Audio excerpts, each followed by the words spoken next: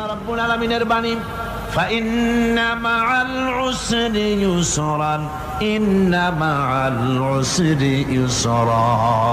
আল্লাহ পাক বলেন, জেনে রাখো, দুঃখ এবং কষ্টের সাথে রয়েছে সুযোগ আর সুবিধা, আর অসচ্ছলতার সাথে রয়েছে উদার সচ্ছলতা। জোরে কোন সুবহানাল্লাহ। কাজে ভয় পাওয়ার কারণ নাই, হতাশ হওয়ার কারণ নাই। মন আশায় বুক বেঁধে রাখো। গুনাহ করেছো, হতাশ হয়েও না। যুবকদের গুনাহ করা স্বাভাবিক। ইউনিভার্সিটির ছাত্র, কলেজের ছাত্র, প্রফেসর, শিক্ষক, অফিসার ঘুষ খেয়েছেন, জিনা করা হয়েছে, মদ খাওয়া হয়েছে, মিথ্যা কথা বলা হয়েছে, যাই কিছু করেন না কেন ভয় পাওয়ার কারণ নাই, নিরাশ হওয়ার কোনো দরকার নাই। আল্লাহ পাক ডেকে বলেছেন, কুল ইয়া ইবাদিয়াল্লাযীনা আসরাফু আলা আনফুসিহিম লা তাকনাতু মির রাহমাতিল্লাহ। আরে আমার আল্লাহর মতো এত ভালো আর কেউ আছে? এত দরদ আর কারো আছে? আমার আল্লাহ বলেন, ও নবী, আপনি শোনায় দেন, হে আল্লাহর বান্দারা, তোমরা যারা নিজেদের উপরে বাড়াবাড়ি করেছো, নিজেদের উপরে জুলুম করেছো, অত্যাচার করেছো, আমি আল্লাহর রহমত থেকে নিরাশ হয়ে যেও না। মানুষ যদি অপরাধ করে, বাপের সাথে অপরাধ করেছে, মায়ের সাথে অপরাধ করেছে, মা বাবা সন্তানের চাইতে এত বড় কল্যাণকামী তো আর কেউ নাই, কিন্তু মা বাবা কোনোদিন বলে না, আয় আমার ছেলে তোরে মাফ করে দেই, এরকম বলে নাকি? মন চায় ছেলে যদি মাপ চাইতো, খুশি হয়ে মাফ করে দিতাম, কিন্তু কেন যে আসে না, ডাকে না যে আয় মাফ করে দেই। মা বাপ আপনাকে এত ভালোবাসে, সেই মা বাপও আপনাকে বলে না যে আয় মাফ করে দেই। আমার আল্লাহ হচ্ছেন এমন আল্লাহ, আল্লাহ রাব্বুল আলামিন ডাকেন, এ বান্দা, খুন করেছিস ফিরে আয়, জিনা করেছিস ফিরে আয়, হত্যা করেছিস ফিরে আয়, চুরি করেছিস ফিরে আয়, কুফরি করেছিস ফিরে আয়, সুদ খেয়েছিস, ঘুষ খেয়েছিস, মদ খেয়েছিস ফিরে আয়। এসে আমার দরবারে চোখের পানি ফেল, আমার দরবারে কাঁদাকাটি কর।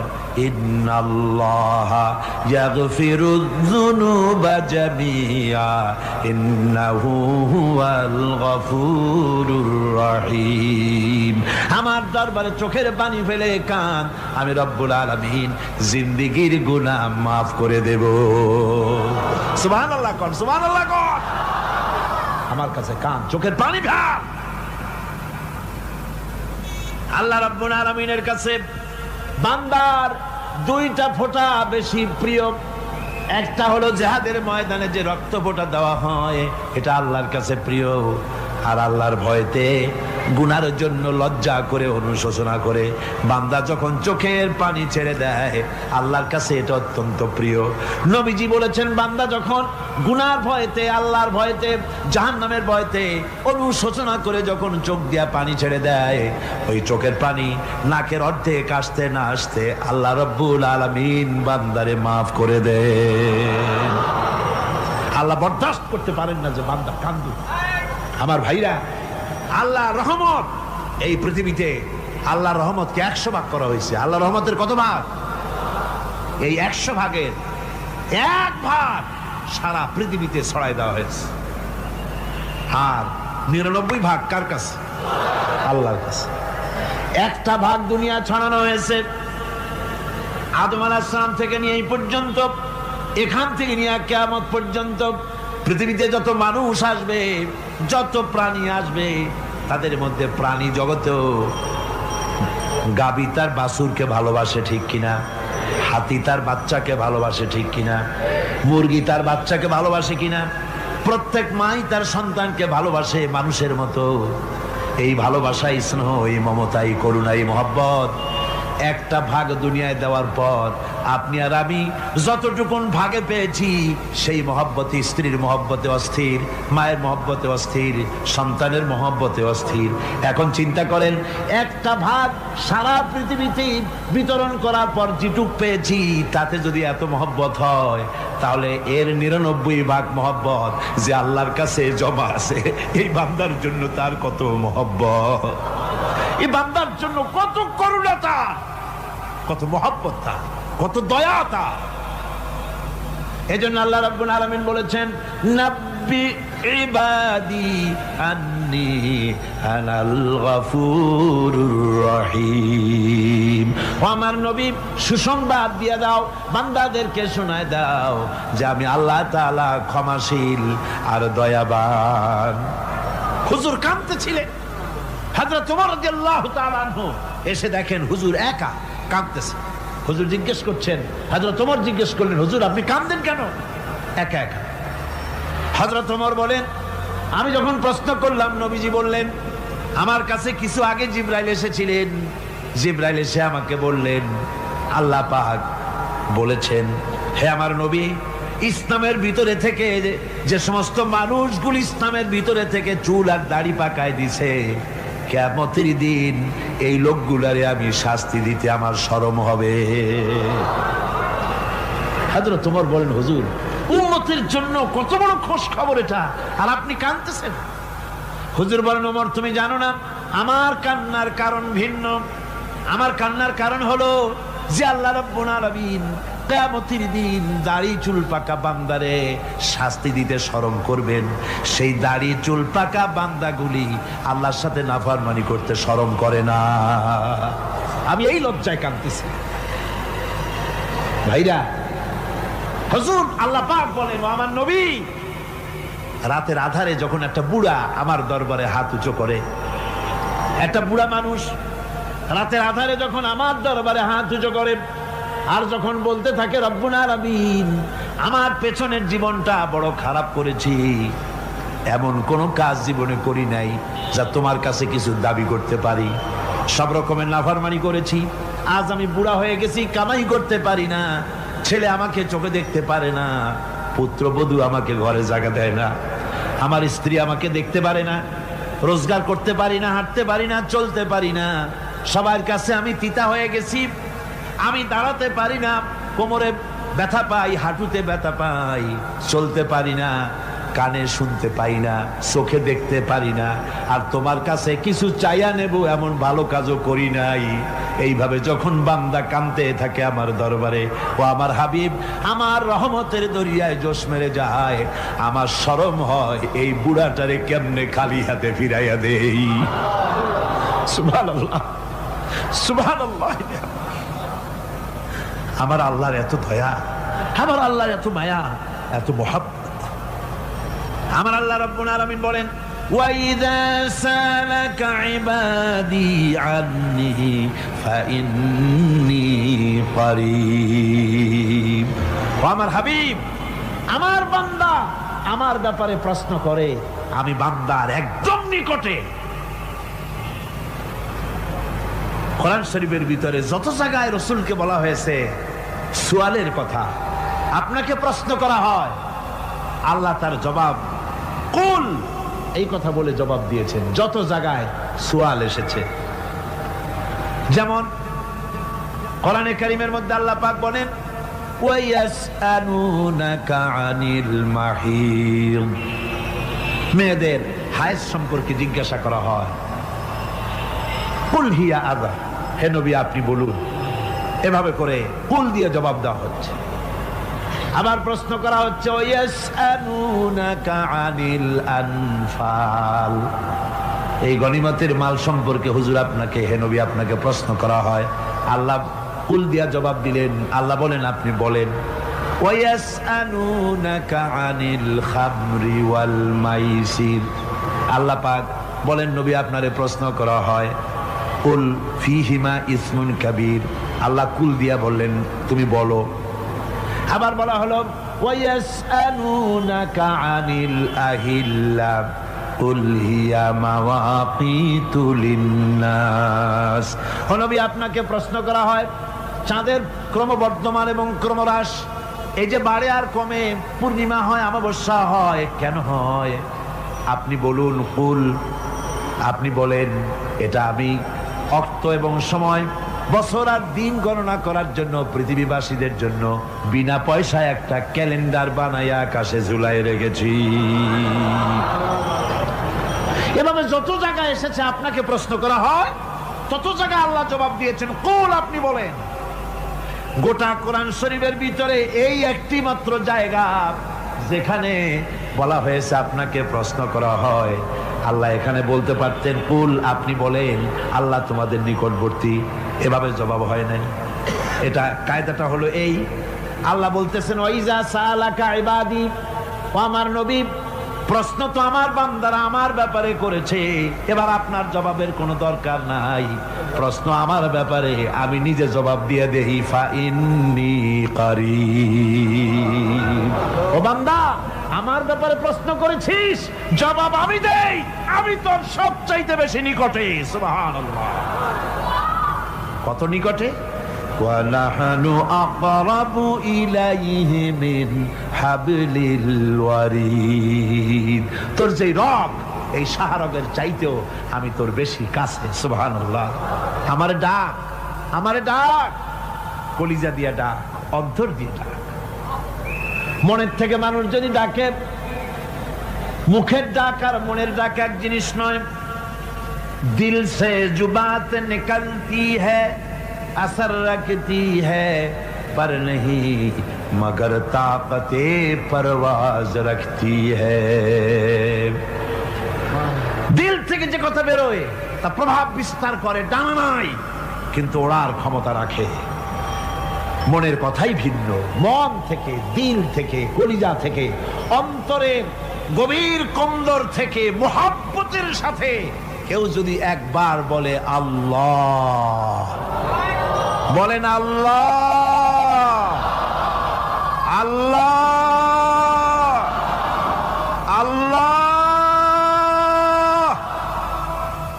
আল্লাহ রাব্বুল আলামিন বলেন, অন্তরের অন্তঃস্থল থেকে একটি বার যদি বান্দা বলেন আল্লাহ, আল্লাহ বলেন 70 বার সাড়া দিয়া জিজ্ঞেস করি, বান্দা কি চাও, আমি তোমার কাছে আসি। সুবহানাল্লাহ।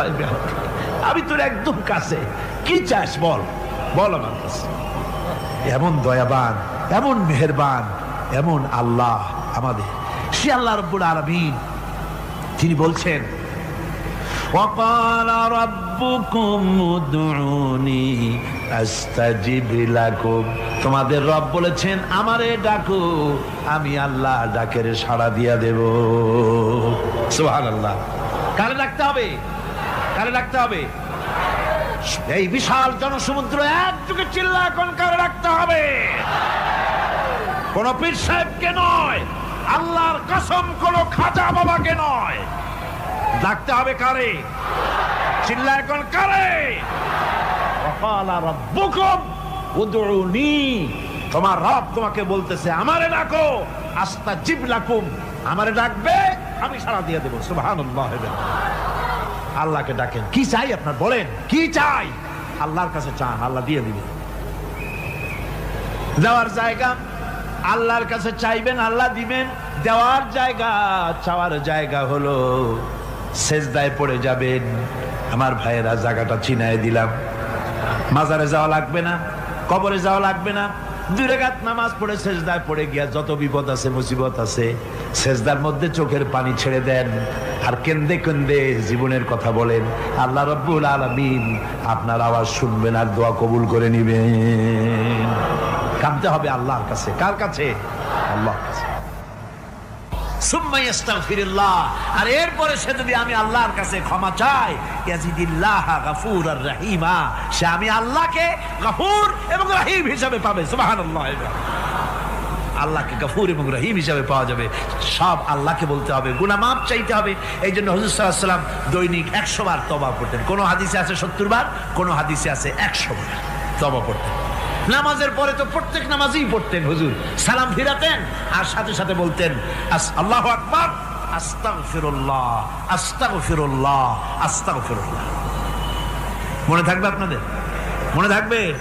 সালাম ফিরে কি বলবেন? না, সালাম ফিরে আবার সাথে সাথে বলবেন আল্লাহু আকবার, তারপরে পড়বেন আস্তাগফিরুল্লাহ আস্তাগফিরুল্লাহ আস্তাগফিরুল্লাহ, তওবা পড়বেন। আল্লাহর কাছে সবসময় গুনাহ মাফ চাইতে থাকবেন, বিনীত থাকবেন। আল্লাহকে পাওয়া যাবে, তাকে রহিম হিসেবে পাওয়া যাবে। সুতরাং ঈমান বিল্লাহ, আল্লাহর প্রতি ঈমান আনলে পরে চতুর্থ নম্বরের যে উপকারটা হবে সেটা হলো হতাশায় ভুগবে না, নিরাশায় ভুগবে না, আশায় বুক বেঁধে উঠবে, ঈমান মজবুত হবে, আল্লাহর কাছে মানুষ বিনয়ী হয়ে যাবে। এবার পঞ্চম নম্বরের উপকার আমি বলছিলাম, ঈমান বিল্লাহ, আল্লাহর প্রতি ঈমান আনলে পরে অসংখ্য উপকার হয়, অসংখ্য বৈশিষ্ট্যের আছে। এর 6টা উপকারের কথা আমি বলবো। কয়টা? অসংখ্য উপকারের ভিতরে প্রধান 6টি উপকারের কথা বলবো। এর বললাম কয়টা? 4টে বলেছি। এবার বলো পঞ্চম উপকারের কথা। আল্লাহর প্রতি আপনি পূর্ব পশ্চিমে কতবার মুখ ঘোরালেন, এটাই কিন্তু আপনার আসল সৎ কাজ নয়। আসল সৎ কাজ হলো আল্লাহর প্রতি ঈমান আনা। এই ঈমানের ব্যাপারে 3টা দিন আমরা পার করে দিলাম, এখনো কথা শেষ হয় নাই। আল্লাহর প্রতি ঈমান আনলে পরে যে উপকারটা হবে পঞ্চম নম্বরে, সেটা হলো কঠোর এবং কঠিন বিপদের ভিতরে বান্দার ভিতরে অবিচলতা এবং ধৈর্যের সৃষ্টি হয়ে যাবে। আলহামদুলিল্লাহ। কঠিন বিপদ মুসিবত আসলে পরে সে অবিচল থাকবে। সারা দুনিয়ার বিপদ আপদ, শত্রুতা, দুঃখ, কষ্ট, মুসিবত, জুলুম, নির্যাতন সবকিছু পাহাড়ের মতো উঁচু হয়ে তাকে ঘিরে ফেলবে, কিন্তু তাকে এক চুলও নাড়াতে পারবে না। আলহামদুলিল্লাহ। সারা পৃথিবী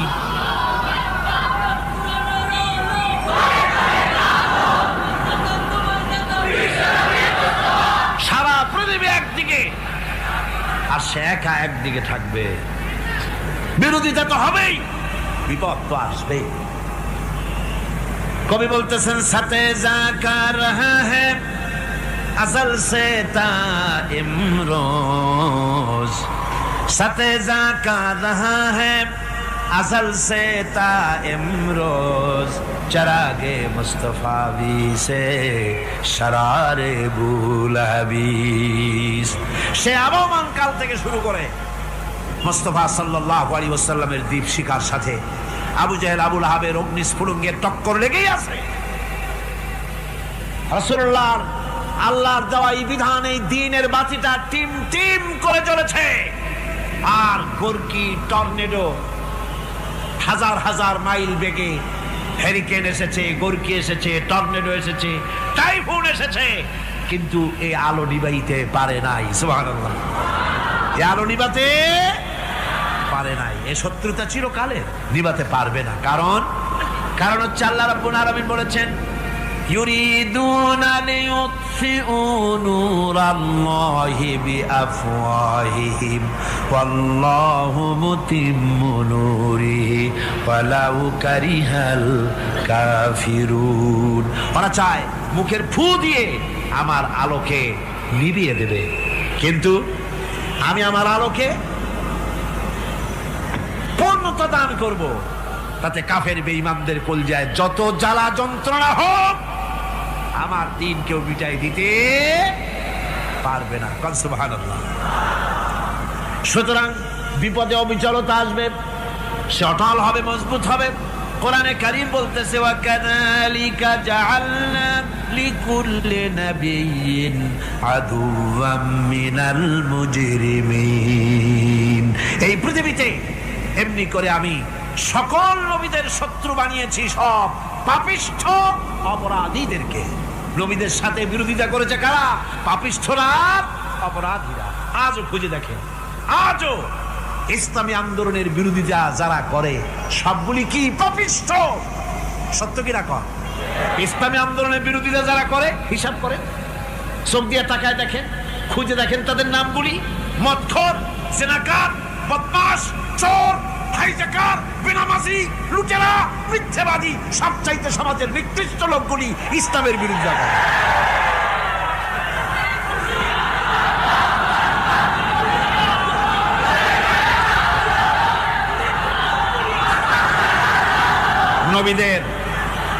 নবীদের শত্রু আল্লাহ বলেন সব যুগে নবীদের সাথে শত্রুতা করেছে পাপিষ্ঠরা। আল্লাহর কথা, কার কথা? সকল যুগে নবীদের সাথে শত্রুতা করেছে পাপিষ্ঠরা, নিকৃষ্ট ধরনের অপরাধীরা। সুতরাং নবী রাসূলদের অবস্থা যখন এই, তখন দ্বীনের দাওয়াত যারাই দেবে তাদের কিসমত এরকম হবেই। এই বাধার মোকাবেলা তাদেরও করতে হবে। এই যে বাধাটা আসে, এই যে মারে, অপরাধ কি? এই যে তারা চোর বা ডাকাত যাদের মারা হয়। আল্লাহ রাব্বুল আলামিন বলেন অপরাধ হলো ওয়ামা নাকামু মিনহুম ইল্লা আইয়ুমিনু বিল্লাহিল আজিজিল হামিদ।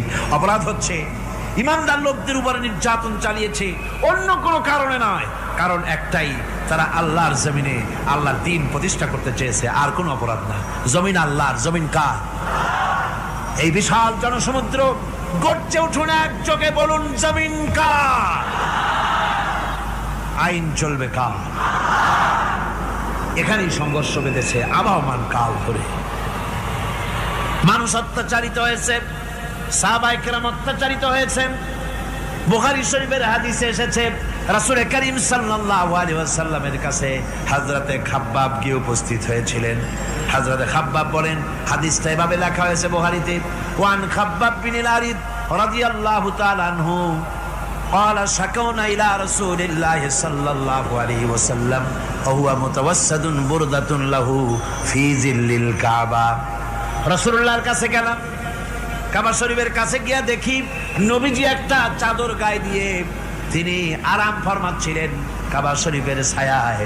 সেখানে গিয়ে বললাম, আলা তাস্তানসিরু লানা আলা তাদউ লানা ইয়া রাসূলুল্লাহ, হে আল্লাহর রাসূল, আপনি কি আমাদের জন্য আল্লাহর কাছে দোয়া চাইবেন না? আপনি কি আল্লাহর কাছে আমাদের জন্য সাহায্য চাইবেন না? আমাদের লোকগুলিকে, মুসলমানগুলিকে মারতে মারতে তো শেষ করে ফেলে দিল। তারা আমাদের সুমাইয়াকে মারলো, আমাদের খাব্বাবকে উটের সাথে পায়ের দড়ি লাগায় টানলো, আমাদের খোবায়েবকে তারা আগুনের উপরে চিৎ করে শোয়ায় রাখলো, না খায় রাখতেছে, মারতেছে, কষ্টে তো শেষ হয়ে গেলাম। হুজুর, আপনি কি আমাদের জন্য দোয়া করবেন না? হাদিস শরীফে এসেছে নবীজি উঠে বসলেন সোজা হয়ে। নবীজি বলেন, ও আমার সাহাবী, ও খাব্বাব, শোনো, তোমাদের আগে এই পৃথিবীতে যারা দ্বীনের দাওয়াত দিতে এসেছিলেন তাদেরকে সমকালীন রাষ্ট্রশক্তি, সমাজ শক্তি তাদেরকে ধরতো। ফায়ুখাজুর রাজুলো, তাদেরকে তারা ধরতো। ফায়ুহফারু লাহু ফিল আরদ, আর তার জন্য জমিনের ভিতরে কবর বানাইতো। ওই কবর ফায়ুজালু ফিহা, ওই কবরের ভিতরে তাকে কোমর পর্যন্ত গেড়ে দিত। সুম্মা ইউতা বিল মানশার, এরপরে করাত আনতো। ফায়ুদাউ আলা রাসিহি, এরপরে ওই করাত তার মাথার উপরে রাখতো। ফায়ুজালু নিসফাইন, এরপরে করাত দিয়া চিরে জীবিত মানুষটারে দ্বিখণ্ডিত করে ফেলে দিত। মা ইয়াসুদ্দুহু যালিকা আন দীনিহি। ও আমার খাব্বাব, এত কষ্ট দেওয়ার পরেও সেই যুগের কোন মুসলমানকে, দ্বীনের দায়ীদেরকে আল্লাহর দ্বীন থেকে এক চুলো তারা সরাই দিতে পারে নাই, এক চুলো সরাতে পারে নাই। ওয়াল্লাহি, ও খাব্বাব, আমি আমার আল্লাহর নামে কসম করে বলছি, লা ইউতাম্মান্নাল্লাহু হাযাল আমরা হাত্তা ইয়াসিরা আর-রাকিবু মিন সানা ইলা হাযরামাউত। আমি কসম করে বলি, আল্লাহ রাব্বুল আলামিনের এই সানা থেকে হাযরামাউত পর্যন্ত লোকেরা যাতায়াত করবে, সুন্দরী রমণীরা গমন করবে, সদাগরেরা যাতায়াত করবে, টাকা নিয়া পয়সা নিয়া যাতায়াত করবে। তাদের মনের মধ্যে লুটের ভয়, টাকার ভয়, চুরির ভয়, ডাকাতির ভয়, জেনার ভয়, হত্যার ভয়, ধর্ষণের ভয়, কোনো ভয় থাকবে না। লা ইয়াখাফু ইল্লাল্লাহ, আল্লাহ ছাড়া কোনো ভয় থাকবে না। এমন একটা সমাজ, এমন একটা সময় আসবে। ওয়ালাকিন্নাকুম তাস্তাজিলুন, অথচ খুব তাড়াহুড়ো তোমরা করতেছো। তাড়াহুড়ো করো না, সময় আসবে ইনশাআল্লাহ। আমার ভাইয়েরা, আমার বন্ধুগণ, কঠিন বিপদে অবিচলতা এবং ধৈর্যের দৃষ্টান্ত রেখে গেছেন আম্বিয়া আলাইহিমুস সালাম। সুবহানাল্লাহ। কঠিন বিপদে অবিচলতা, দৃঢ়তা, ধৈর্য কারে বলে, তার দৃষ্টান্ত কারা রেখেছেন? আম্বিয়া আলাইহিস সালাম, ওনারাই আমাদের আদর্শ, নবীরাই আদর্শ। সাহাবায়ে কেরাম রিদওয়ানুল্লাহ তাআলা আলাইহিম আজমাইন আমাদের আদর্শ। ভাইরা আমার, মুসা আলাইহিস সালামকে ফেরাউন যখন ঘিরে ফেলে দিল, কোরআনের সব কথা গল্প গুজবার ইতিহাসের জন্য লেখা হয় নাই।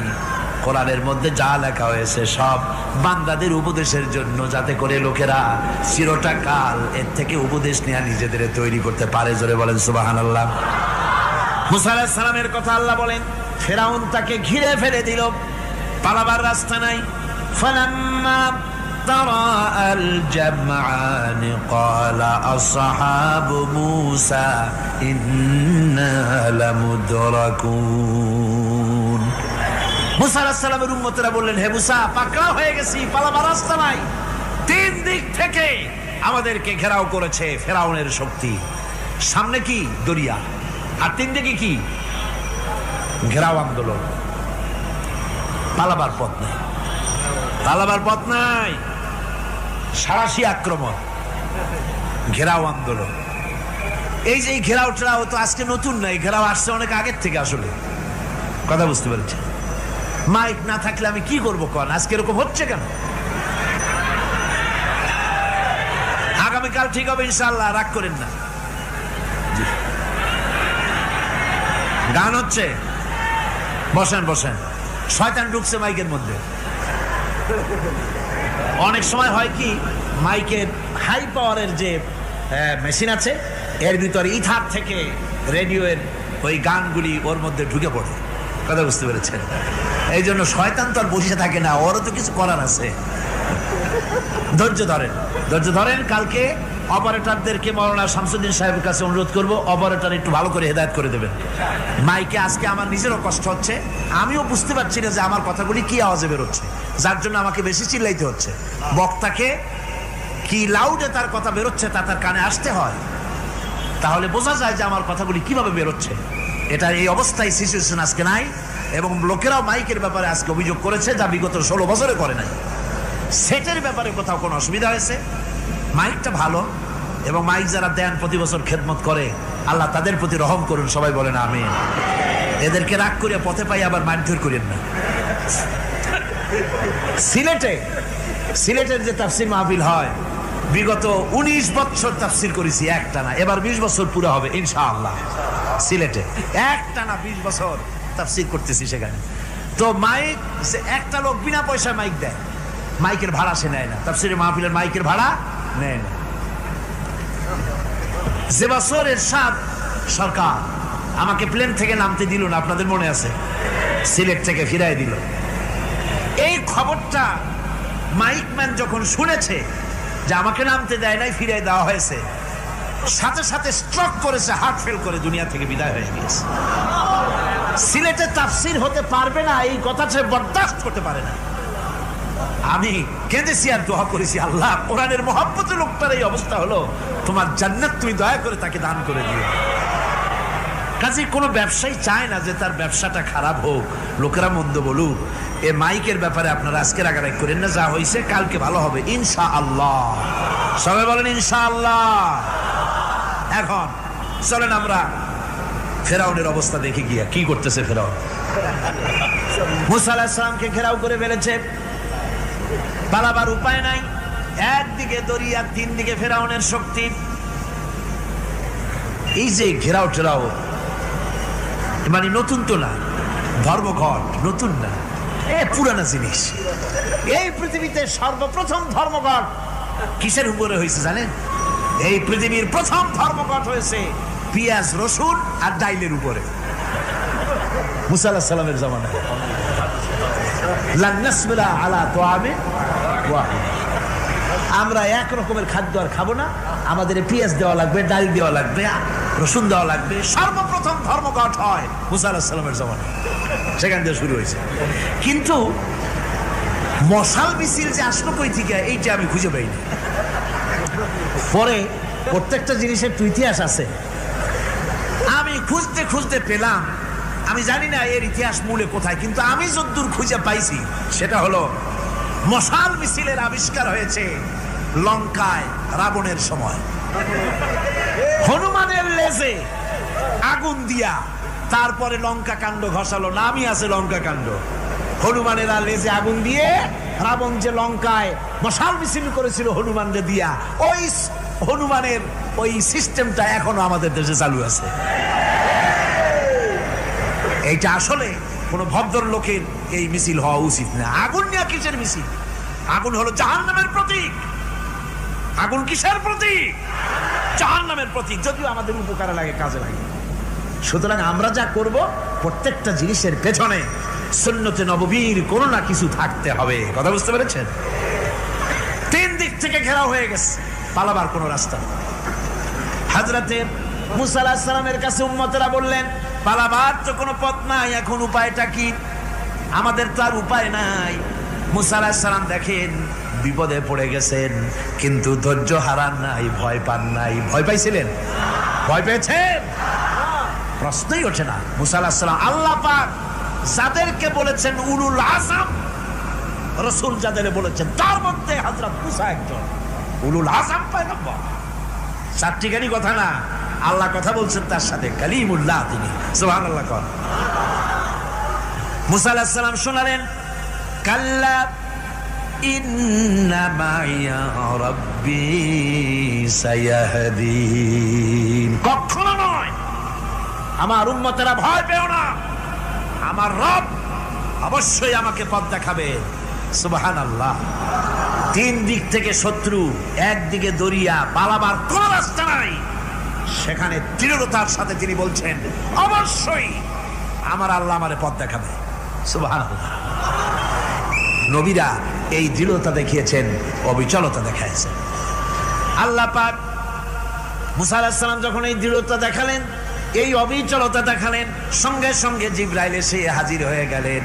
আল্লাহ পাক বলেন, ফাআওহাইনা ইলা মুসা আন আদরিব বিআসাকাল বাহরা ফানফালাকা ফাকানা কুল্লু ফিরকিন কাত্তাউদিল আযীম।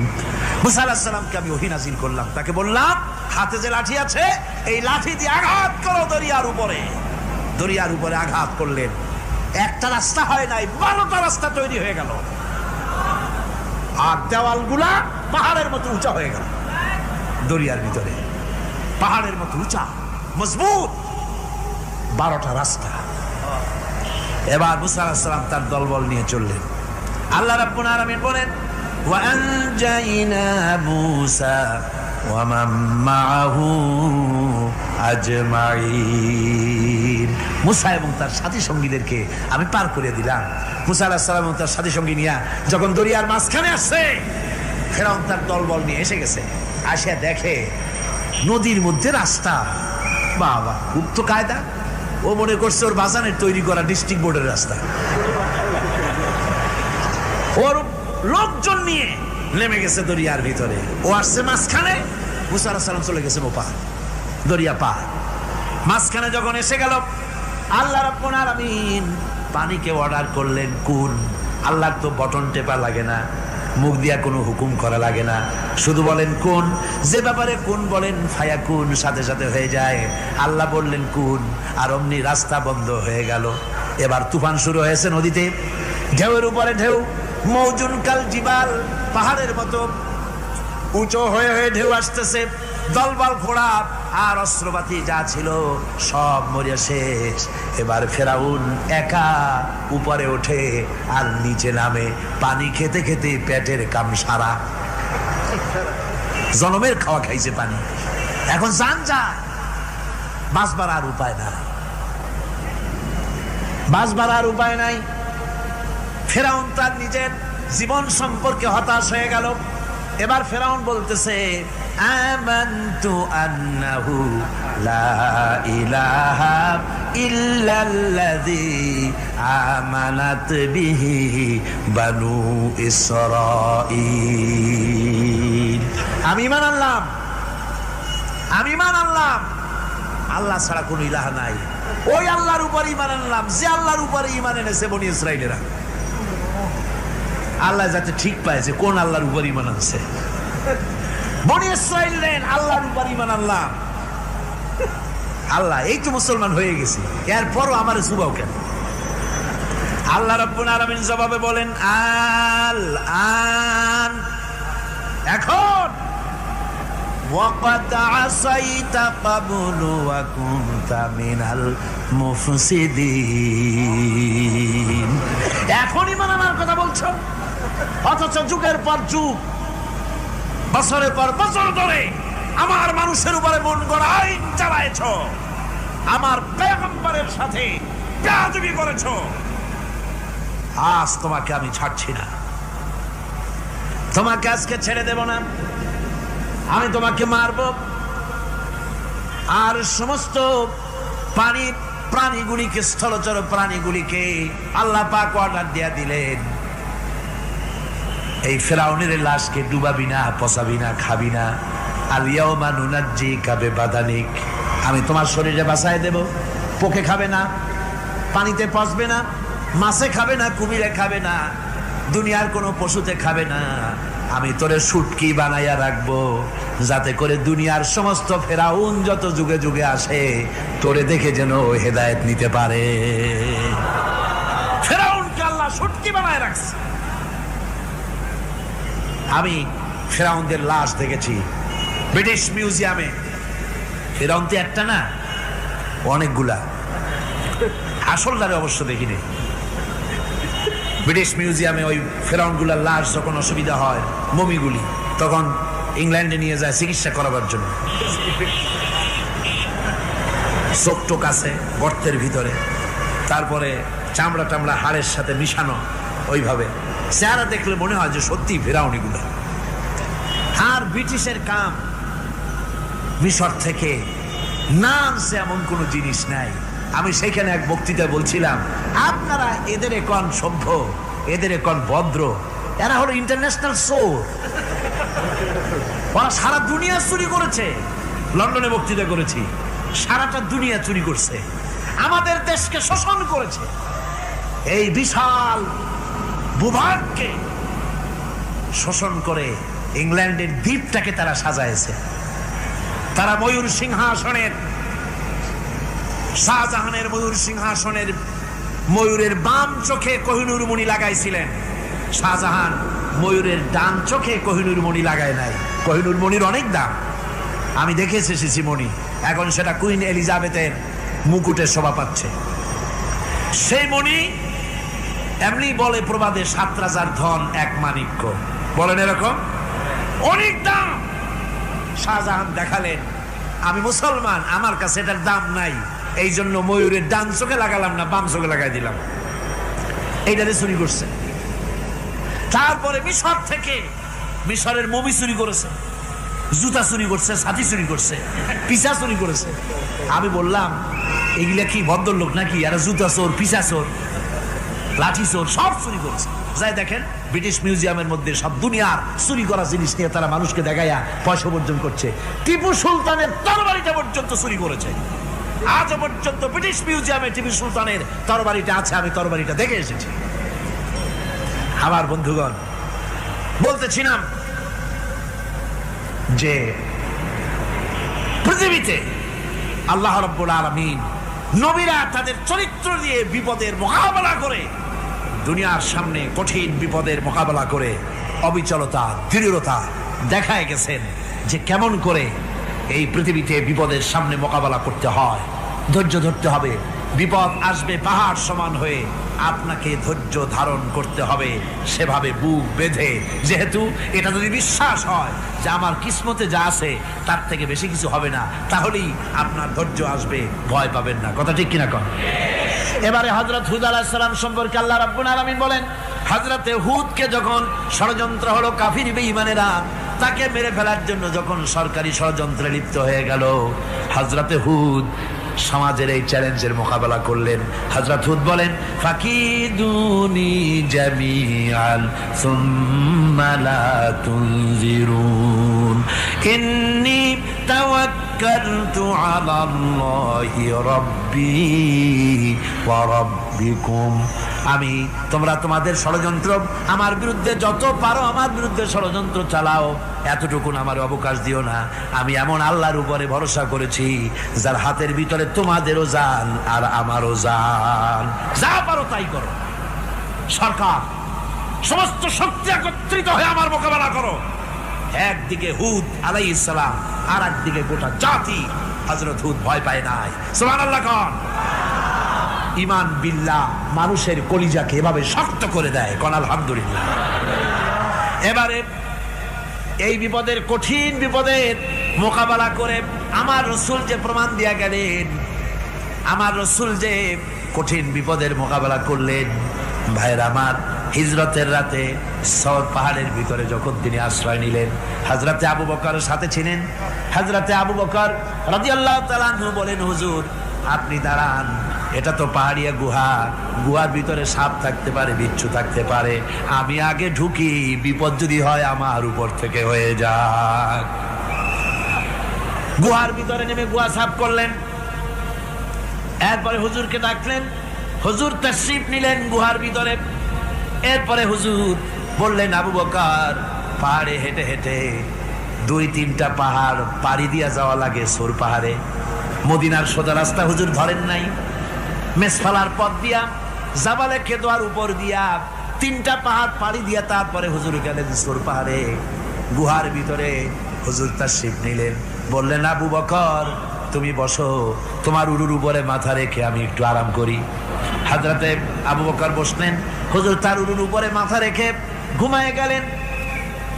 আর এরপরে কাফির বেঈমানেরা তালাশ করতে করতে কাফেররা এসে গেল পায়ের চিহ্ন দেখে দেখে গর্তের কাছে। হযরত আবু বকর ভয়তে কেঁদে ফেললেন, আরে আর তো উপায় নাই, এবার তো ধরা পড়ে গেছি, এবার নবীজিকে মেরে ফেলে দেবে। নবীর মহব্বতে, নিজের মহব্বতে নয়, নবীর মহব্বতে কাঁদতেছিলেন। হুজুর বলেন, হুজুরের ঘুম ভেঙে গেল। বলো, আবু বকর কাঁদো কেন? ছেলের কথা, মেয়ের কথা, বিবির কথা, বাড়ির কথা মনে পড়লো নাকি? হযরত আবু বকর বলেন, ইয়া রাসূলুল্লাহ, আল্লাহর কসম করে বলি, যেদিন ঈমান এনেছি এই কলিজার ভিতরে মা বাপ, স্ত্রী, পুত্র, পরিজন, এমনকি আমার নিজের জীবনের চাইতে আপনারে বেশি ভালোবাসি। কাঁদো কেন? কাঁদো কেন?